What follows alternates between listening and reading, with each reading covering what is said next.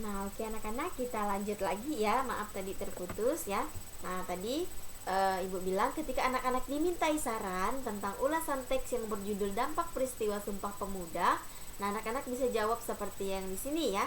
Nah, saya menyarankan teks ini karena berisi informasi yang sangat penting tentang pengaruh Sumpah Pemuda terhadap perjuangan bangsa Indonesia. Nah, ini adalah jawaban dari ulasan teks yang berjudul Dampak Peristiwa Sumpah Pemuda itu tadi ya. Nah, nanti anak-anak bisa pindahkan ke buku catatannya ya. Nah, sekarang kita lanjut.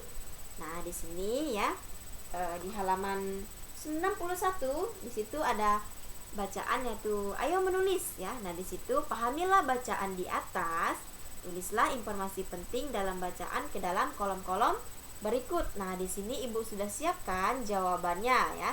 Nah, di sini anak-anak diminta untuk mengisi ya hal-hal penting apa saja yang terdapat dari ulasan tadi, yaitu tentang dampak peristiwa Sumpah Pemuda pada tahun 1928. Nah, ini sudah ada jawabannya. Nanti seperti yang Ibu bilang tadi, anak-anak bisa pindahkan jawabannya ke buku catatannya. Nah, yang pertama, pada kolom yang pertama itu informasi pentingnya adalah sejak peristiwa Sumpah Pemuda pada tahun 1928, timbul kebulatan tekad bangsa Indonesia untuk bersatu padu dalam sebuah ikatan kebangsaan. Kemudian yang kedua, peristiwa Sumpah Pemuda pada tahun 1928 berpengaruh sangat besar bagi organisasi pergerakan ya. Kemudian peristiwa yang ketiga itu adalah peristiwa Sumpah Pemuda menegaskan rasa senasib seperjuangan sebagai satu bangsa. Nah, jadi ini adalah 3 informasi penting yang terdapat pada teks bacaan yang berjudul Dampak Peristiwa Sumpah Pemuda pada tahun 1928 ya. Nah, nanti anak-anak bisa pindahkan jawabannya ke buku catatannya ya. Nah, di sini pada peristiwa Sumpah Pemuda pada tahun 1928 turut diakui lagu Indonesia Raya sebagai ciptaan W.R. Supratman sebagai lagu kebangsaan Indonesia ya. Nah, jadi pada peristiwa Sumpah Pemuda itu tadi ya, lagu Indonesia Raya ini yang diciptakan oleh Bapak W.R. Supratman, dia mempunyai tiga bentuk ya, 3 stansa. Nah, ini adalah stansa yang pertama. Nah, dia bentuknya seperti ini ya, dalam bentuk not ya. Nah, seperti ini.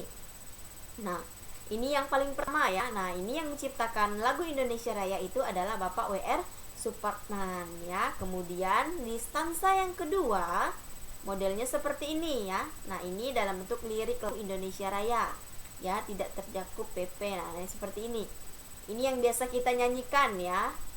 Nah, ini seperti ini stansa yang kedua ya. Lagu Indonesia Raya ini biasanya itu wajib dinyanyikan ketika ada acara-acara penting ya. Nah, tetapi yang anak-anak harus ketahui bahwa lagu Indonesia Raya ini ada 3 stansa ya. Stansa yang pertama itu maksudnya 3 stansa itu model ya. Nah, yang pertama itu seperti ini ya.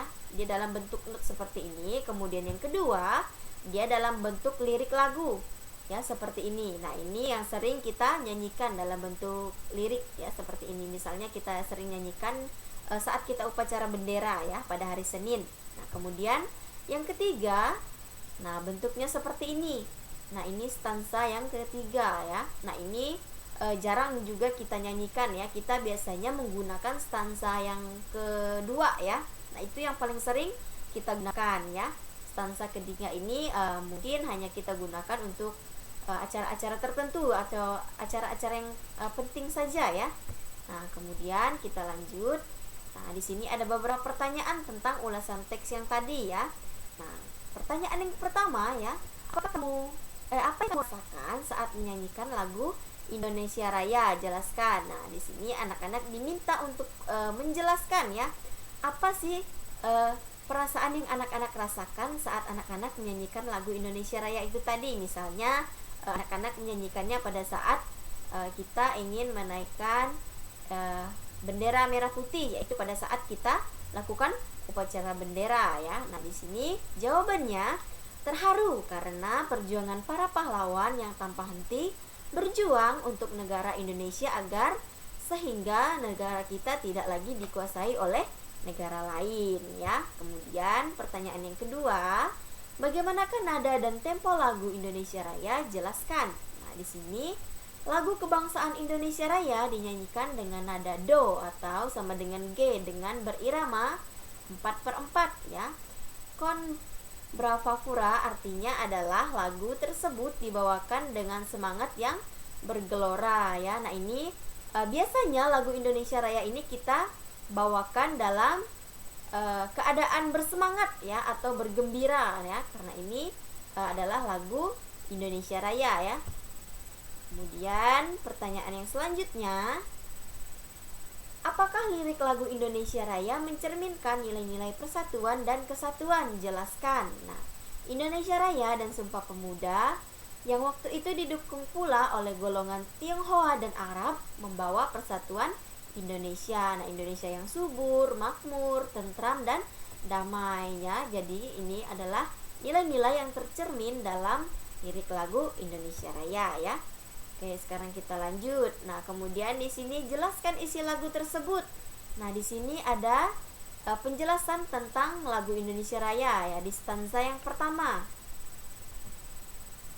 Nah, stanza yang pertama terdapat kalimat, marilah kita berseru Indonesia bersatu. Nah, dalam kalimat ini terdapat makna penyemangat dan seruan bagi Indonesia yang saat itu belum merdeka. Nah, kemudian di stanza yang kedua terdapat kalimat marilah kita mendoa katanya. Nah, Indonesia bahagia. Nah, makna yang terkandung di dalamnya itu adalah di mana bermakna landasan spiritual dengan selalu mendoakan Indonesia yang bahagia ya. Kemudian di stanza yang ketiga terdapat sumpah dan amanat agraria yang diselipkan di dalam lirik lagu kebangsaan Indonesia Raya.